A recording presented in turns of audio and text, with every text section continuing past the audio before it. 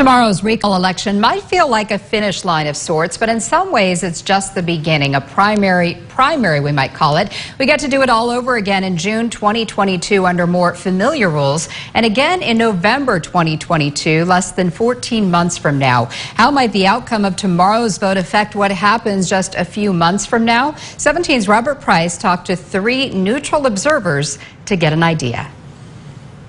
As if politics weren't convoluted enough in normal years, now we have this odd species of democratic institution, the recall election.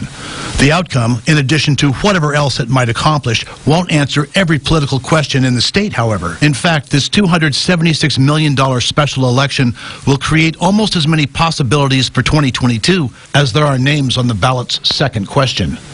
If Newsom survives the recall, would the top vote getter among the Republicans become the presumptive nominee to challenge him again in 2022? Not necessarily, says CSU Bakersfield political science professor Ivy Cargile, but it would transform the California Republican Party. What we might see for November of 2022 is a newly motivated Republican Party and the state Republican Party. Bakersfield College professor R. Alan Bolar says the Republican Party comes out of this stronger even if Newsom survives. Democrats outnumber Republicans about 2-to-1 in California. And yet, the case is that during this recall, the excitement, the interest has really been on the Republican side. And even though I don't think a Republican is going to be the next governor, I think this is a bad sign right now for where Democrats are. If Newsom is recalled, would he just try again next year? More than likely, says Cargile. I think he would try to run for re-election in 2022. If he does get recalled, I don't think that this is the last of us seeing Newsom on the political stage. Although that's open to debate.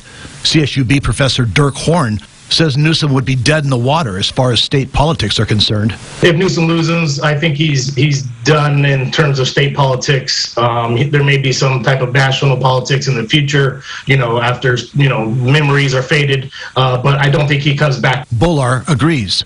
The state Democratic Party would go looking for another candidate, and there's no shortage of possibilities. I think he'd be out. I think it would be incredibly damaging to his political career. And I think Democrats would pick someone else for next year, for 2022. But this is not a win-win for Republicans. Our panel does not see the Trump brand, personified by talk show host Larry Elder, having much success in California. That's the conundrum that Republicans are in California. Somebody that's going to fire up the Republican base is not necessarily going to win over the general voting public. And Elder's popularity, win or lose, could hurt the Republican with the greatest potential statewide appeal. The person that this has hurt the most, in my mind, is Kevin Faulconer. I think people saw him as a very credible Republican nominee, and he still could be. So there's more at stake here than just a key to the State House's executive washroom. There will be a new set of intrigues taking shape on both sides of the aisle. In Bakersfield, Robert Price, 17 News.